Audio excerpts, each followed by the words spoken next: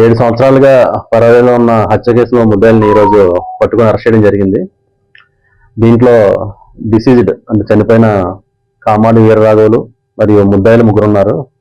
Koppadi scene, గౌతముడి Koppadi scene, జగతాని Pallavaraju అని, పల్లయ్య అని ముగ్గురు ప్లస్ ఇతను చనిపోయిన అతను కూడా అందరూ ఫ్రెండ్స్, ఒకటే క్యాస్ట్. అందరూ కూడా ఏంటంటే కూలి పనులు చేసుకుంటారు.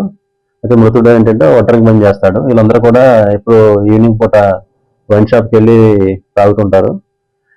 ఇందులో ఏమైందంటే డిసీజ్డ్ ఎవరైతే చనిపోయాడో అతను A1 యొక్క బ్లాంకెట్ ఒకటి ఇతను చెప్పకుండా అమ్మేశాడు. దానిపై తను పెట్టి డిస్ప్యూట్ అది.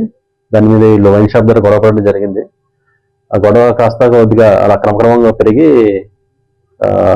ఈ ముగ్గురు కూడా అతన్ని డిసీజ్ని కొట్టడం జరిగింది. తల మీద బీర్ బట్టలతో కొట్టారు. తర్వాత మొహం మీద, ఒంటి మీద కూడా విపరీతంగా ఇష్టం వచ్చినట్టు కొట్టడం జరిగింది. తర్వాత రోజు ఏంటంటే అతను ఇంట్లో పడుకుని లేకపోతే హాస్పిటల్ తీసుకురావడం జరిగింది. తర్వాత అతను చనిపోయాడు. ఇది న్యాచురల్ డెత్ అనుకొని మొదట వాళ్ళు క్రిమేషన్ చేశారు. తర్వాత 20 రోజుల తర్వాత వాళ్ళకి డౌట్ వచ్చి మళ్ళీ కంప్లైంట్ ఇస్తే అప్పుడు మళ్ళీ MRO సమక్షంలో బాడీని బయటికి తీసి అది పోస్ట్ మార్టం నిర్వహించడం జరిగింది. అప్పటి నుంచి కూడా ఈ ముద్దాయిలు అందరూ కూడా పరారీలో ఉన్నారు. దీంట్లో A3 ముద్దైనటువంటి పల్లయ్య అనే అతను 2019లో చనిపోయాడు.